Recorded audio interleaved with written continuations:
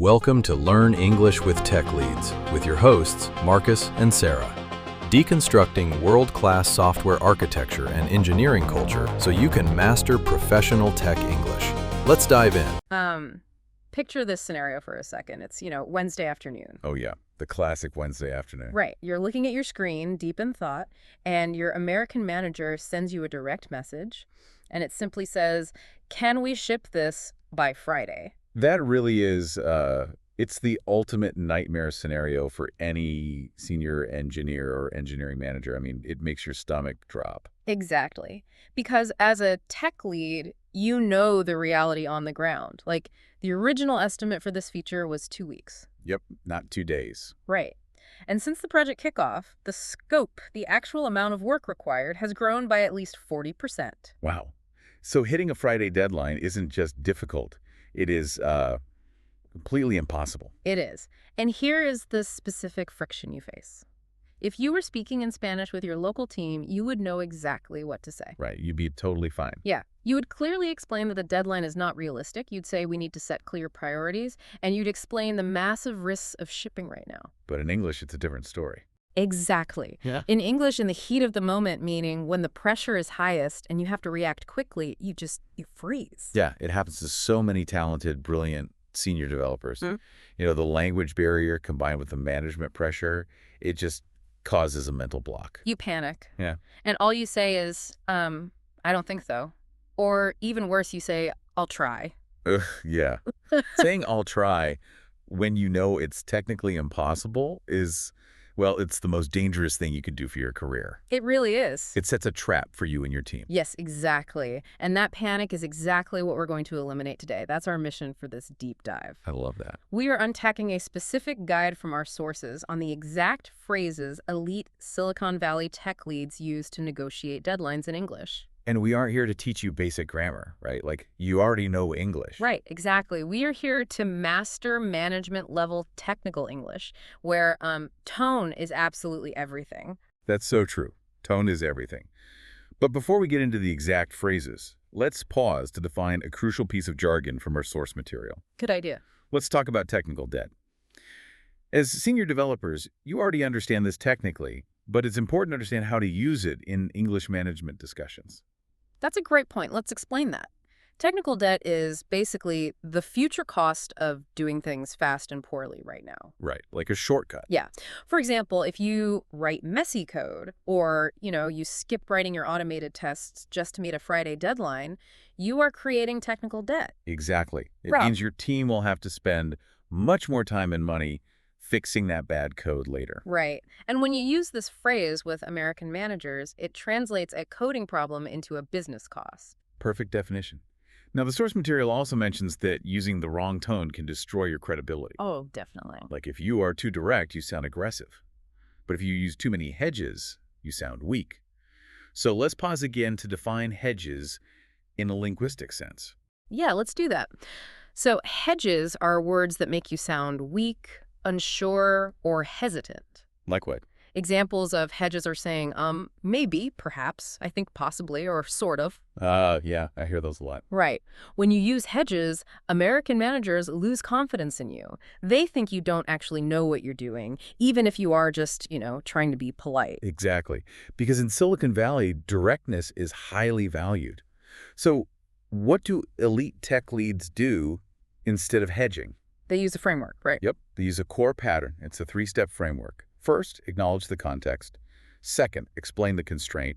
And third, propose an alternative. And notice what is missing from that list. Right. There were no apologies anywhere in that framework. No apologies, you don't ask for permission, and you never fake the effort. You just follow the pattern calmly. So let's start with setting the context. Okay. Before we can negotiate the Friday date, we have to talk about what exactly we are building. I mean, you can't discuss time without discussing scope. That makes total sense. Trying to agree on a date before agreeing on the features is putting the cart before the horse, meaning you are doing things in the wrong order. I completely agree. You have to establish the context first, because managers often forget how much the project has changed since it started. They really do forget. So what's the best phrase here? The best phrase to start this process is this: I want to make sure we're aligned on the scope before committing to that date. Oh, let's pause right there to explain the management jargon aligned on scope. Good catch. So being aligned on scope means both sides. You and your manager agree exactly on what work is included in the project. And what's not included. Exactly. And just as importantly, what work is not included. It means you share the exact same understanding of the requirements. The actionable takeaway here is that this phrase prevents you from having to say an aggressive no right away. Right. It's much softer. Yeah, it opens a healthy professional conversation. In the source material, they give a great follow-up example. What is it? You can say, I want to make sure we're aligned on the scope before committing to that date. The original spec was X, but we added Y and Z last week. Oh, I love that. It's brilliant because it reminds the manager that they are the ones who changed the rules. Right. It's a gentle reminder of reality. You aren't saying they are wrong. You were just pointing out the facts. So true. But what if the manager already knows the scope has changed, but they are still pressuring you for a Friday date? Then you use the second phrase. You say, let me give you a realistic estimate with the current scope. That phrase is very powerful. When you say realistic estimate, you are signaling to your manager that you are about to give an honest number, grounded in reality. Yes. Which brings us to another jargon pause. Oh, right. The source implies you must not just give a fake number that fits the roadmap.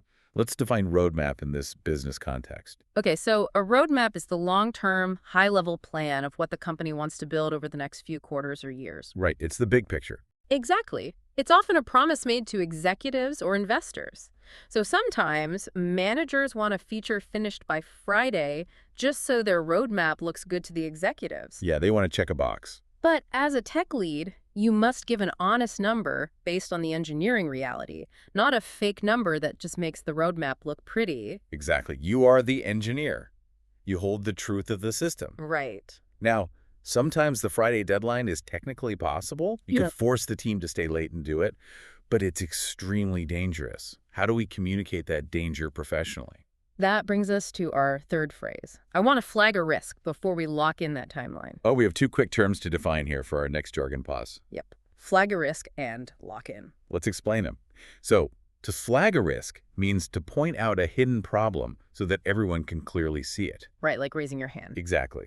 For example, pointing out that rushing will lead to reduced test coverage. Or it might break the onboarding flow for a new user. And to lock in means to make a final official decision that cannot be changed later. Right. I think a lot of junior developers hide risks because they are afraid of looking incompetent. Yeah, they just want to please the boss. But senior developers expose risks. Yeah. When you say, I want to flag a risk before we lock in that timeline, you are making the invisible costs visible. I love that. You are telling the manager, yes, we can do it by Friday, but the code will be terrible and the server might crash on Saturday. Exactly. You make it their responsibility to accept that risk. That's a crucial psychological shift. You move the burden of the risk from the engineering team to the management team. Yes. And that perfectly transitions us into the next phase. We've set the context, and we made the risks visible. But the manager still wants it on Friday. Of course they do. How do we explain that Friday is actually impossible without sounding negative? Well, we have to move from talking about the context to talking about the actual constraints blocking the work. Exactly. We use our fourth phrase, which focuses on external problems. You say, the challenges that were blocked on dependency until date. Okay, let's take a quick jargon pause to explain the English phrasing of blocked on a dependency. Good call. Being blocked on a dependency means your team cannot do their work because you are waiting for another team, another system, or, a third-party vendor. Right. Give me an example. Sure. For example, your front-end team cannot build the user interface because you are waiting for the platform team to finish the API contract. Ah, yeah. You depend on them, and their delay is blocking you. The actionable takeaway here is that this phrase acts as a shield. How so? It beautifully separates your team's hard work from the actual external problem. It depersonalizes the conflict. Oh, I see. It tells your manager, my team is working hard, but this external factor is stopping us. It's not you saying no, it's the environment saying no. I really like that approach. But let's be honest, the problem isn't always external. What if the problem is just internal? What do you mean? What if your team simply has too much work and not enough people? Ah. Then you use the fifth phrase to force a choice. You say, with the current team bandwidth, we can deliver X by Friday or Y by date. which is the priority. Oh, let's pause right here to define bandwidth in a management context, because it's a very common Silicon Valley buzzword. Yes, it is. Very common. In Silicon Valley management, bandwidth doesn't mean internet speed or network capacity. It means the amount of time, focus, and human energy your engineering team has available to do work. Right. If your team is already working 50 hours a week, you have no more bandwidth. Your capacity is totally full. So by asking which is the priority, you force the manager to do their actual job, which is, managing priorities. Okay, I'm going to push back on you here, because I've had managers who refuse to play that game. Oh, yeah. The tough ones. What if the American manager is highly aggressive and stressed? What if they say, no, I'm not going to choose a priority. Both are the priority. I need both features by Friday. Just get it done. Yeah. How do you hold your ground then? Well, that right there is the ultimate test of a tech lead. And this is where you have to stand firm and use phrase 6. Okay, what is it? This is the ultimate credibility building phrase. You look them in the eye on Zoom, or you reply directly in the Slack channel, and you say, I don't want to commit to that date and then miss it. I'd rather give you a date I can hold. Wow, that is strong. It is. It feels almost too direct if you aren't used to American corporate culture. It is strong, but it is deeply professional. Here is the psychology behind why it works. Let's hear it. American executives and managers deeply respect predictability. They hate surprises above all else. Oh, that's so true. They would much rather hear a firm no on Wednesday than hear a fake yes that turns into a catastrophic failure on Friday. Because if you miss a Friday deadline, it causes a domino effect, meaning one failure causes many other failures for the marketing team, the sales team, and customer support. Exactly. That makes total sense. The actionable takeaway for our listeners here is profound. You are giving the manager the lever. Yeah. You give them the power to choose to cut a feature. You are turning a developer's no into a manager's strategic decision. Exactly. But elite tech leads don't stop there. We never just drop a problem on a manager's desk and walk away. No, that's what junior developers do. Senior leaders drive the solution. So once the constraint is clear, we must guide the project forward. We have to propose concrete alternatives. We can't just leave them empty-handed for Friday. Right. So we use phrase 7 for partial delivery. Which is? You say, I can get you a working version by date and the full rollout by date plus end days. This is a very smart pivot. 2 dates are always easier to sell to a manager than a single no. Yes. You give them something functional they can show to their bosses on Friday, even if it isn't the complete polished feature. It lowers the temperature of the conversation. Yes. Or you can use phrase 8, which focuses entirely on business outcomes. Okay. You say, what if we ship the core functionality first and iterate from there? Let's take a jargon pause to talk about the word iterate. Good idea. Now, as senior developers, you already know how agile development works. You know how to build iteratively. But let's define how to use iterate as a management tool. Right. In English business speak, to iterate means to release a basic, simple version of the software first, learn from user feedback, and improve it step by step later. And using the specific word iterate in English is a massive signal to an American manager. Yeah. It tells them you speak their language of business value, not just the language of code.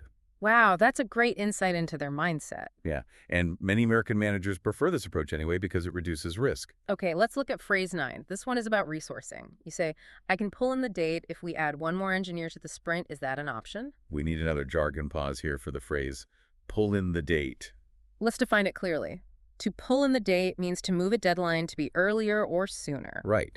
So if the realistic deadline you gave them was next Wednesday, pulling it in means changing it to this Friday to make them happy. I really like this phrase because it takes a technical limitation and reframes it as a budget limitation. It does. This puts the ball in their court, meaning it gives the manager the responsibility to make the next move and find the extra engineer. Exactly. You are basically saying, I can do the impossible for you, but you have to pay for it with more resources. It changes the conversation from, why can't you work faster, to how much budget do we have? Yes. And finally, for our alternatives, we have phrase 10, which looks at the real business reasons behind the urgent deadline. You say, would it work to do a soft launch for stakeholder on Friday and general availability the following week? Oh, we must pause to define soft launch. Okay, go ahead. A soft launch means releasing the software to a very small, private group of users. Right. For example, maybe you only release it for a specific stakeholder meeting or a private demo for the executives. You do not release it to all your public customers yet. This works so well because sometimes Friday isn't a hard deadline for the whole world. Oh, that's true. The manager just needs to show progress to one important vice president on Friday afternoon. Yeah. If you give them a soft launch, you save their meeting, you make them look good to the VP, and you save your engineering team's weekend. It's a win for everybody. That is fantastic context. It's all about understanding what the manager actually needs rather than what they are asking for. Exactly. All right, so let's say you've used these phrases. You've successfully negotiated the deadline. The manager agreed to the soft launch instead of the full release. Okay. The tension is gone. You Right. feel great. You are completely done. Right? No, you're absolutely not done. Yay, really? Yeah. If you do not write it down, the negotiation never happened. People's memories fade very quickly when executive pressure comes back. Oh, wow. Which brings us to the final and perhaps most important part of our framework. Right. The golden rule of Silicon Valley management. Confirming and closing. Let's get into it. We use phrase 11 to create the paper trail. After the verbal agreement, you send a message or an email saying, "Let me confirm." We're targeting date with scope. Correct. I want to make sure we're documenting this. Documenting verbal agreements is the single most valuable habit a senior professional can build. A lot of engineers skip this because it feels too formal, but do not skip this step. Never skip it. And if the scope change is significant, you need phrase 12. Oh, okay. You say, "I'll need your sign-off on this scope change to move forward. Can you reply to the email I'll send?" Oh, we need a quick jargon pause for the term sign-off. Let's do it. Let's define sign-off. In corporate English, this simply means getting formal, written approval from a boss or stakeholder. Right. It's a digital signature, usually just an email reply saying, yes, approved. That confirms they agree to this new plan. The actionable takeaway here is critical for your survival in a corporate environment. Asking for sign-off is not annoying bureaucracy. This is mutual protection. American managers value written follow-ups, detailing what is in scope and out of scope, far more than they admit in the moment. When project budgets are involved or vendor contracts are involved, you must protect yourself and your engineering team from future blame. Exactly. It prevents a situation 3 weeks later where a director asks, wait, why isn't this feature done? Yeah, that happens a lot. If you don't have a sign-off, the manager might throw you under the bus, meaning they might blame you to protect themselves. It's sad, but true. But if you have it in writing, you just point to the email and say, we mutually agreed to cut that feature to hit the Friday date. Here is the sign-off. It keeps everyone honest. And finally, to end the conversation on a high professional note, you use phrase 13. We're good for date. I'll flag immediately if anything changes. It's short, it's direct, and it's highly professional. It builds massive trust. You aren't just agreeing, you are promising to communicate proactively if the reality changes again. So let's quickly recap this journey for you, our listener, so you can take this to work tomorrow. Great idea. To negotiate deadlines in English without sounding aggressive and without sounding weak, you must use the three-step framework. First, acknowledge the context by making sure you are aligned on scope. Don't assume they remember. Right.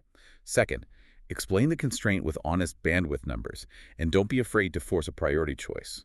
Third, propose an iterative alternative, like a soft launch or a partial rollout. And finally, always document the sign-off to protect everyone involved. Tone is everything. It really is. Mastering this professional tone fundamentally changes your career trajectory. It moves you from being seen as just a coder to being seen as a strategic leader. Absolutely. And I want to leave you with a final, powerful thought to reflect on as we wrap up this deep dive. Okay, let's hear it. We've spent this entire time talking about how to use these phrases to manage expectations upward, meaning talking to your American boss or your stakeholders. Right. But think about the reverse for a second. Think about what happens when you are managing downward. Oh, that's an interesting perspective. Tell me more about that. Well, think about how using these exact same precise English phrases might change the dynamic when your own junior developers try to push unrealistic timelines, or when they make vague excuses to you. Wow, yeah. When a junior dev says, I'll try, you now know to stop them and say, I want a realistic estimate based on our current bandwidth. That's incredibly powerful. You're holding them to the same elite standard. Exactly. Mastering this specific language doesn't just make you a better employee communicating upward with Silicon Valley executives. It actually trains you to think, act, and speak like an elite engineering manager yourself. I love that. It gives you the vocabulary to demand clarity from your own team. So the next time someone, whether it's your boss above you or a junior dev below you, asks, "Can we ship this by Friday?" you know exactly how to take control of the conversation. That's a wrap. If this breakdown helped, hit subscribe on YouTube so you don't miss a lesson. Keep learning, and we'll see you next time.